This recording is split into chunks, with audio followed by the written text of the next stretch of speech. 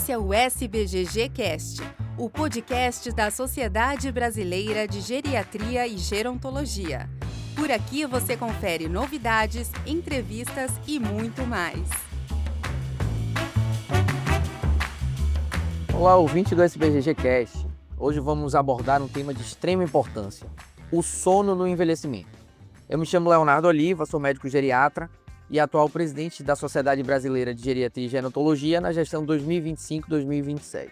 Aproximadamente 50% das pessoas com 65 anos ou mais reportam distúrbios de sono. Vários distúrbios do sono são mais prevalentes em idosos do que em adultos. A insônia é o distúrbio mais frequente. Essas alterações do sono são atribuídas a alterações fisiológicas do envelhecimento, doenças psiquiátricas e cognitivas, dor, reações adversas de fármacos, um contexto sociofamiliar, entre outros. As consequências sobre a saúde e a qualidade de vida são preocupantes e, por isso, esse episódio do SBGG Cast é dedicado ao distúrbio do sono na pessoa idosa.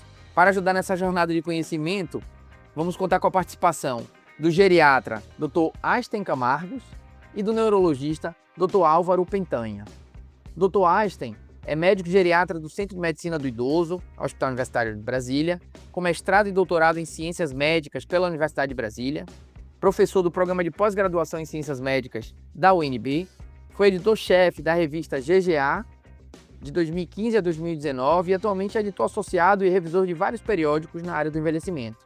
Ele realiza pesquisas com ênfase em problemas do sono em idosos e doenças de Alzheimer. Seja bem-vindo, professor Einstein. Obrigado, professor Leonardo, pelo convite. E o professor Álvaro Pentanha, que é médico neurologista, é mestre pelo Departamento de Psiquiatria da Faculdade de Medicina da USP, médico responsável pelo ambulatório de sono da Divisão de Clínica Neurológica do Hospital das Clínicas da USP, chefe da equipe de Neurologia Clínica dos hospitais Redidor Vila Nova Star, São Luís Unidade Itaim e Maternidade São Luís Star.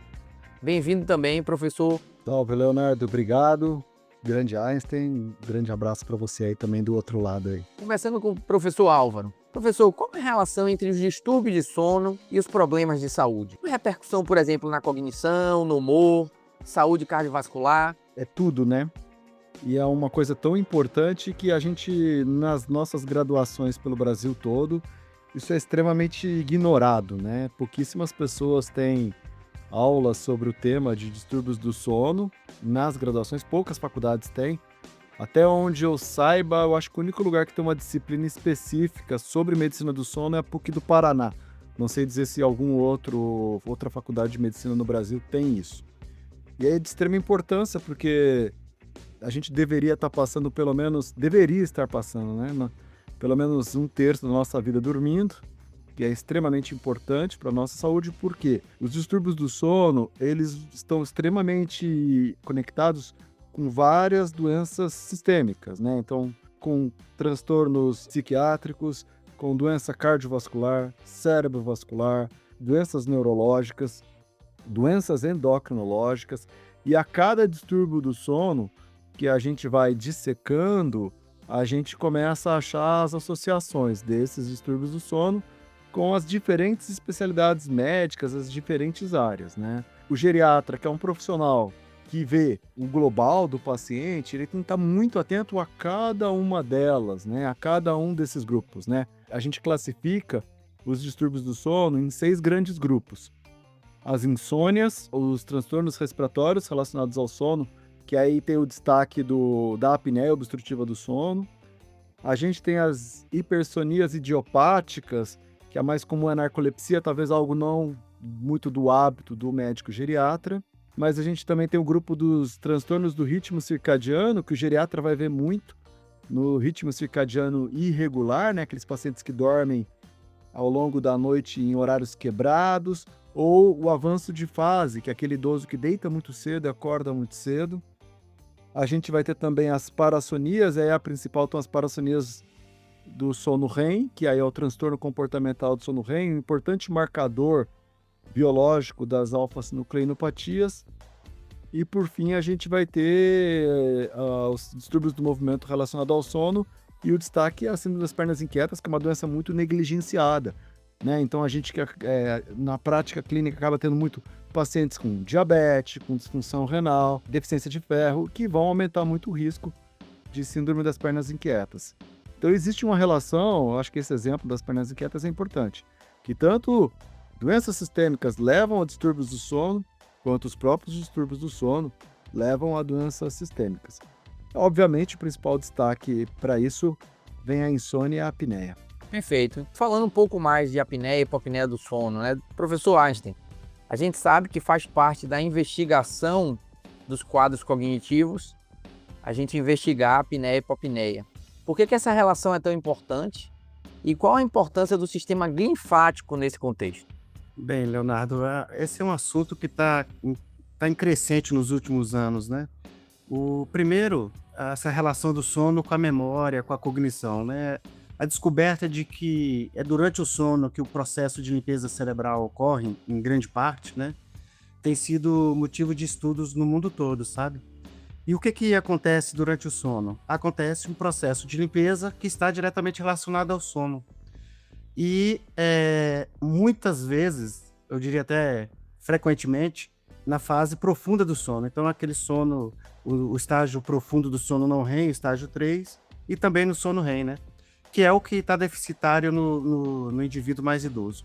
Agora, uma coisa interessante é porque a apneia, o Álvaro sabe muito bem disso, que aí em São Paulo os estudos mostraram que um grande percentual, se eu não me engano, mais de 80% dos adultos de São Paulo tinham um grau de apneia do sono, né? Então isso é uma epidemia. E o que a apneia do sono tem a ver com o componente cognitivo, né? A apneia do sono, ela traz dois problemas. O primeiro são os despertares. Então o indivíduo ele ronca, ele faz apneia, ele acorda para respirar. Ou ele faz hipoxemia, ou não, geralmente, né? E os estudos têm mostrado que o despertar durante a noite é ruim para o cérebro, porque impede esse processo de limpeza cerebral, né? E não só esse despertar, mas justamente essa baixa de oxigenação, essa hipoxemia que a gente chama, né?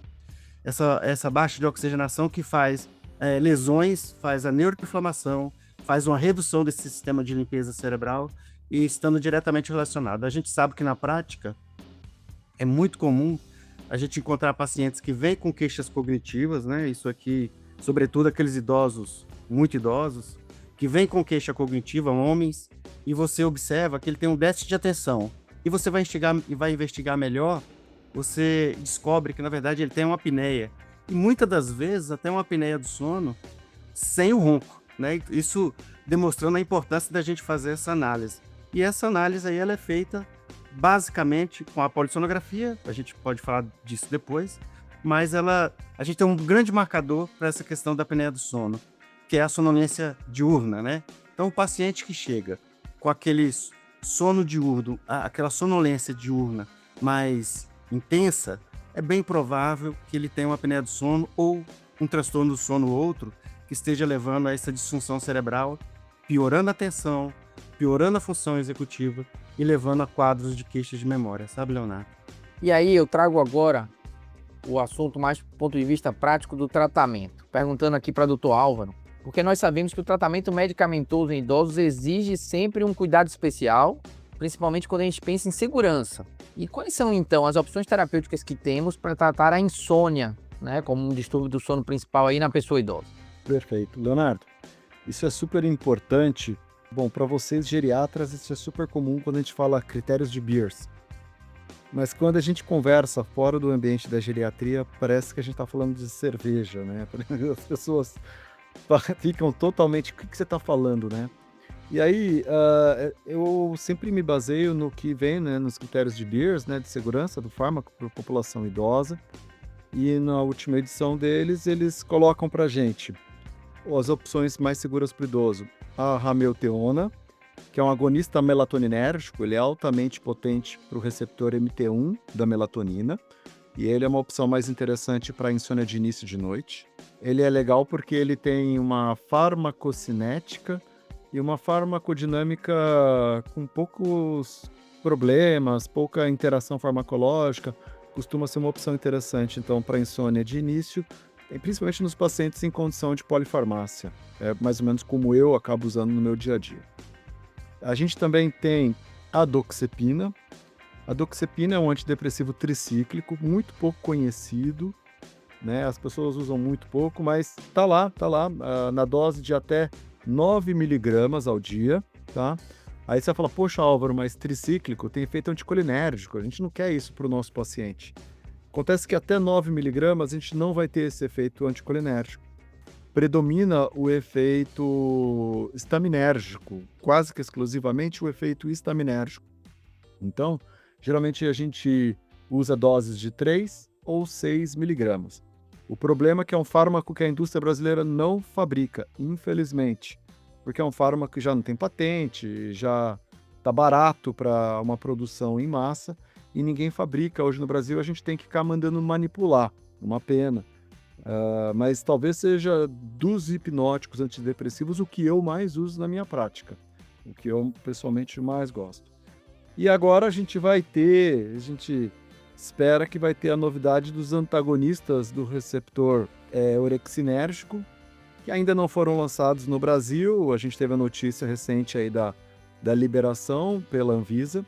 A gente já teve um outro que já teve também estudo, mas que não foi lançado, talvez por conta de custo, que são fármacos que nos Estados Unidos hoje têm um valor muito alto. Mas por fim eu queria só fazer uma coisa, né, que a gente na população idosa acaba usando muito: trazodona e mirtazapina. Lá no Hospital das Clínicas eu tenho mirtazapina, é o que eu tenho para efeito antistaminérgico, a gente acaba utilizando, mas pessoalmente eu não gosto muito, como eu trabalho inclusive com uma população mais jovem, é comum demais ganho de peso, isso me atrapalha um pouco.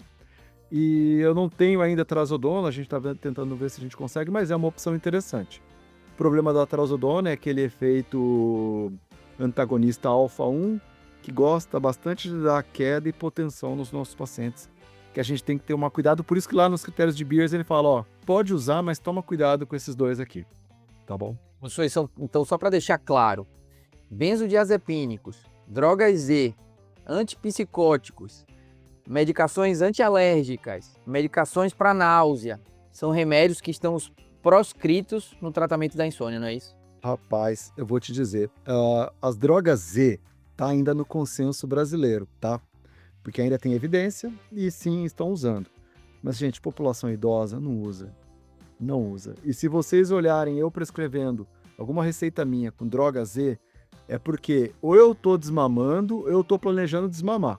Eu mais vejo problemas com as drogas Z do que solução. São boas, são excelentes, mas é para insônias agudas, no máximo 4 semanas de uso, e eu pessoalmente não uso. Mas é uma coisa minha, não uso mesmo. Benzodiazepínicos não utilizar de forma alguma, e o uso dos antipsicóticos, esse uso vai estar restrito naquela situação em que um antipsicótico talvez seja interessante. Por exemplo, um paciente esquizofrênico, você vai usar um antipsicótico, ele tem insônia, você vai usar um antipsicótico com uma potência hipnótica maior, por exemplo, a olanzapina, né?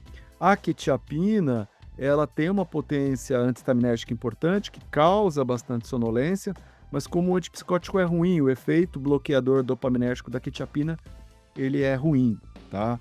Então, ainda sem evidências do uso dos antipsicóticos para insônia. E a chegada no mercado brasileiro aí, pelo menos a autorização da Anvisa, desse primeiro aí, receptor de orexina, né, o primeiro da classe, é simplesmente uma nova opção ou terá um impacto grande no tratamento da insônia também na população idosa?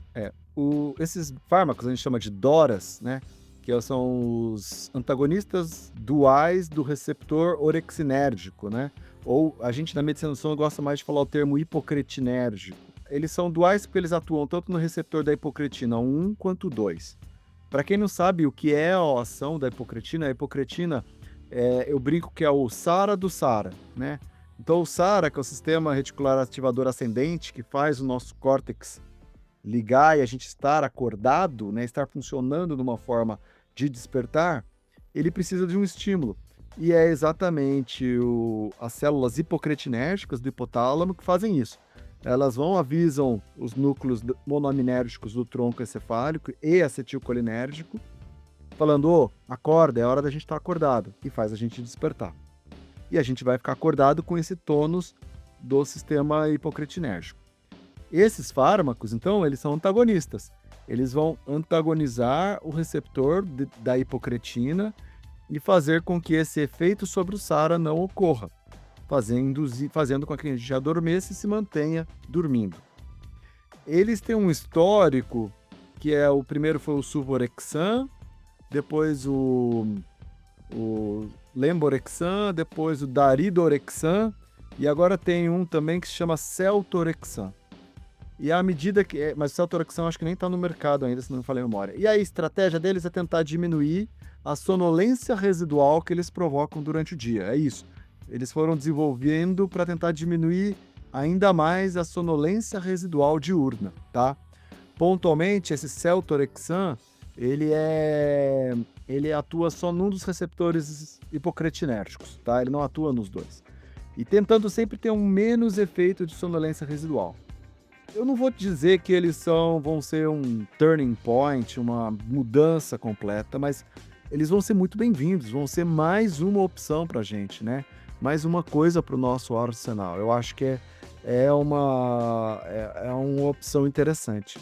Mas a gente vai precisar ter uma experiência na prática, né, com eles aqui, para a gente poder chegar e falar como vai ser. Hoje eu estava conversando sobre isso no hospital, e quantos fármacos, assim, né, chegou, esse é o revolucionário, E a gente vai nessa revolução e depois dá com a cara na parede, porque, na verdade, os fármacos a gente tem que ter cuidado, seletividade, senão a gente acaba queimando os fármacos, e eu acho que é o que aconteceu muito com as drogas Z. Um uso abusivo, prescrição sem regulação, virou uma bagunça. E aí queimaram os medicamentos. Professor Einstein, falando um pouco de manejo não farmacológico, quais são as principais medidas que estão prescritas, né, descritas na literatura, e que tipo de evidência a gente tem de que elas funcionam? Léo, a questão é que a abordagem não farmacológica é a primeira linha de tratamento, né? E, de fato, elas funcionam muito bem. A grande questão é o componente subjetivo, né? O paciente ele tem que se propor a dormir. Inclusive, o critério diagnóstico da insônia é isso, né? Ele tem que estar lá escrito que o paciente pode dormir e tem a opção de dormir. Se ele não tem a opção de dormir, não é insônia. Agora, a questão da intervenção é a famosa higiene do sono, né, Leonardo? Ela é muito praticada no dia a dia nosso. E eu diria que se os pacientes seguem da maneira correta, eles melhoram o sono. Eles podem não trazer um sono como era o sono do jovem, mas eles melhoram muito o padrão de sono. Uma coisa interessante, antes de citar o que a gente pode fazer, é que essa questão de ritmo de sono-vigília, quando ele é disruptivo, né? Quando ele está alterado, ele demora para voltar no idoso, né? Então a gente tem que ter paciência. Não é com a intervenção que você vai ter uma melhora em 2, 3 dias. São semanas a meses para esse paciente voltar a ter um padrão de ritmo sono-vigília fisiológico, assim por se dizer. Então, tudo aí passa, primeiro, por rotinas. Então, a gente tem que estabelecer rotina para idoso. O idoso, depois de aposentado, ele gosta de dormir até mais tarde, ele gosta de comer no horário errado, né? Um dia ele vai assistir o futebol, no outro dia ele quer assistir o jornal da meia-noite. Então, a regular rotina de comida, rotina de exercício, rotina de exposição ao sol. Essa questão de exposição ao sol é muito importante, né, Leonardo? A gente chega nessas casas de idosos, eu faço muito atendimento domiciliar aqui em Brasília, é curioso. Você vai, é aquela casa com paredes escuras, com luzes fracas, né? O dia todo. E o idoso, que vem de uma época que economizava muito dinheiro, que era assim mesmo, claro, ele não liga as luzes. Por onde ele passa, ele sai desligando as luzes. E essa falta de luz, sobretudo no final da tarde ali, ela atrapalha muito o sono, porque ela reduz a liberação de melatonina à noite, né? Então, essa questão do estímulo, do contato com a luminosidade é muito importante. A questão do uso das mídias sociais, né? A gente pensa que é só a criança, o adolescente que fica com o celular. Eu tenho um monte de paciente aqui, idoso, que acorda à noite para ver celular, né?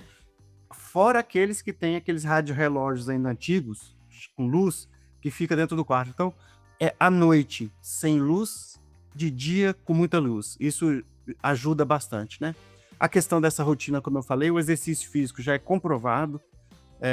qualquer tipo de exercício praticamente, mas os exercícios de musculação, a própria yoga, o Tai Chi Chuan, já tem estudo mostrando que o Tai Chi Chuan funciona, a caminhada também. Então, todo exercício físico feito de rotina, ele melhora o sono do indivíduo, sobretudo do indivíduo idoso, né? E uma coisa aí que o Álvaro até comentou são as comorbidades, né? Às vezes a gente pensa que um paciente está insone, mas na verdade ele está com urgência urinária noturna e está tomando muita água à noite. Isso não é a causa, mas contribui com o despertar dele frequentemente à noite. Então você precisa resolver isso e não dar remédio para dormir, entendeu? E a questão do urinar à noite, a questão das dores, muitos pacientes não gostam de tomar um remédio para dor, então ele precisa tomar um remédio para dor à noite, se tiver dor articular, para que tenha uma noite mais agradável, né? Ele precisa cuidar das outras comorbidades, o diabetes, que pode dar episódios de hipoglicemia durante a noite, ele acaba acordando. Então, na verdade, a abordagem ela é multidisciplinar e ela, de fato, funciona bastante na nossa prática, sabe? Se o paciente seguir, a maioria deles tem muita dificuldade de se adaptar a uma rotina, muito curioso isso, né? E aí eles pedem e acabam ganhando, porque alguém passa, um medicamento para dormir na hora que quer dormir e acordar na hora que quer acordar, né? Aí são situações mais complexas, sabe? Então, a orientação geral é um dia pleno e numa noite plena de ausência de estímulos, né? Eu acho que, no geral, seria essa a recomendação, sabe, Leonardo? Perfeito. Acho que eu só complementaria aqui, acho que você falou muito bem da parte da alimentação, né? A gente evitar alimentações, uma refeição muito copiosa, mas lembrar também das substâncias dos alimentos que contêm cafeína, né? Muito comum alguns idosos que mantêm esse hábito de tomar café ou qualquer outra substância, né? Alguns chás que têm cafeína também à noite. E a gente ainda pode lembrar também do álcool, né? O consumo de álcool, de bebidas alcoólicas, que parece que dá um tipo de sono, mas é um sono que é irregular, um sono que não tem qualidade e que acaba atrapalhando.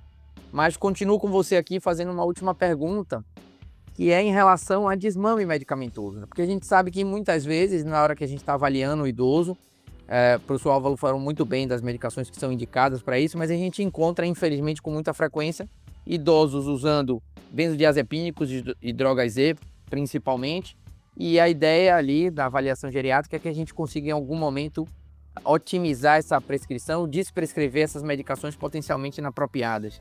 Que cuidados a gente precisa tomar para fazer esse desmame? Quais seriam estratégias que a gente poderia sugerir aqui para os nossos ouvintes? Isso aí é uma coisa curiosa, porque quando o paciente vem tomando muito remédio, muito medicamento para o sono, a primeira coisa que a gente tem que tomar cuidado é que, de fato, ele precisava disso provavelmente. Então você não pode sair suspendendo as medicações, que eu já vejo isso acontecer numa frequência enorme. E, sobretudo, Leonardo, você amaldiçoar o paciente porque ele tomou um remédio para dormir, você está entendendo? Então você tem que acolher esse paciente e deixar claro para ele que você vai trabalhar a questão da insônia e que, de fato, ele vai conseguir dormir. E que existem medicamentos melhores. Acho que essa é sempre a primeira frase a ser dita, né? Existem bons medicamentos, como o Álvaro comentou, que funcionam muito bem. Só que existe um processo de adaptação. Com relação ao benzodiazepínico, a primeira coisa que a gente tem que pensar no benzodiazepínico são as doses, né?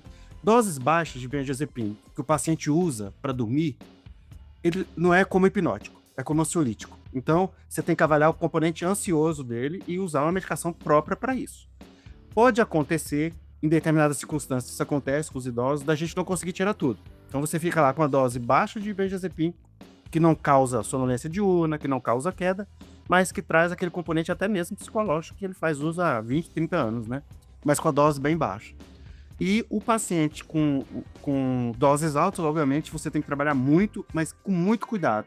Desmamando essa medicação, geralmente a gente passa aí para o clonazepam, reduz gota a gota, né?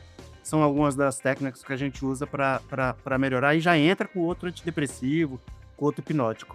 Com relação ao Zolpidem e outras drogas, aí mais uma vez é esse componente, né? O Zolpidem, como é um medicamento de ação rápida, ele acaba sendo utilizado por aquele paciente que tem um componente de ansiedade que não consegue dormir.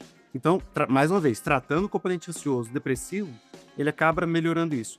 Mas também tem que ser desmamado, né? O Álvaro comentou essa questão do Zolpidem, e aí eu não sei se o Álvaro tem essa experiência, mas A minha experiência é que o Zolpidem sublingual é o pior deles.